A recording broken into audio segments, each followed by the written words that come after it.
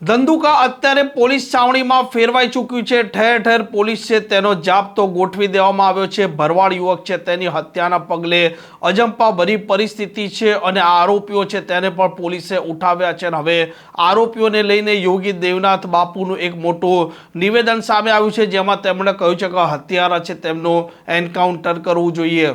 વૈષ્ણવજન તો તેને કહીએ જે પીડ પરાઈ જાનાને રે।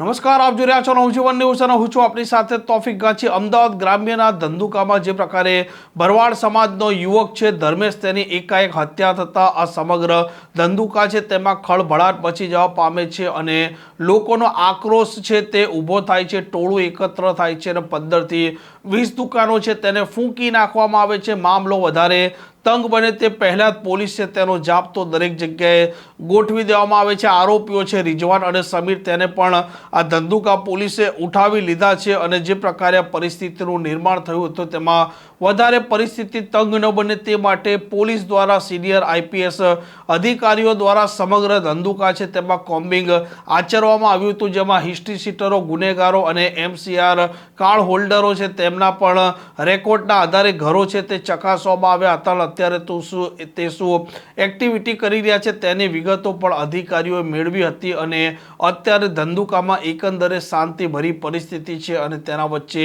યોગી દેવનાથ બાપુનું એક મોટું નિવેદન સામે આવ્યું છે, જેમાં તેમણે કહ્યું છે કે જે પ્રકારે ભરવાડ સમાજના યુવક ધર્મેશની હત્યા થઈ છે તેના આરોપીઓનું એન્કાઉન્ટર કરવું જોઈએ।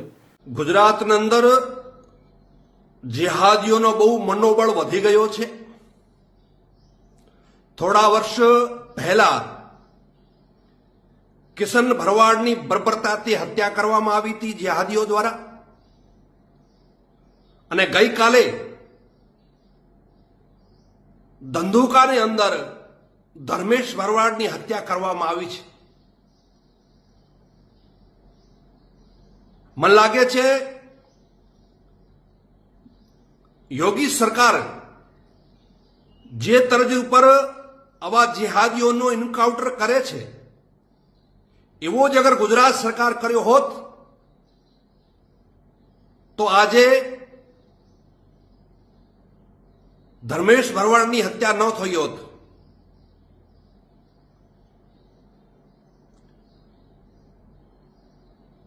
આ જેહાદીઓને ડાંભવા માટે અને જેહાદીઓને મનોબળને તોડવા માટે એન્કાઉન્ટર કરવા જરૂરી છે,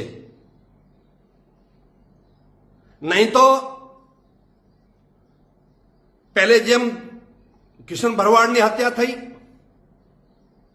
ગઈકાલે ધર્મેશ ભરવાડની હત્યા થઈ ને આવતીકાલે કોઈ ત્રીજાનો પણ નંબર આવી શકે છે। એટલા માટે ગુજરાત સરકારે આવા જેહાદીઓનો એન્કાઉન્ટર કરવો જરૂરી છે।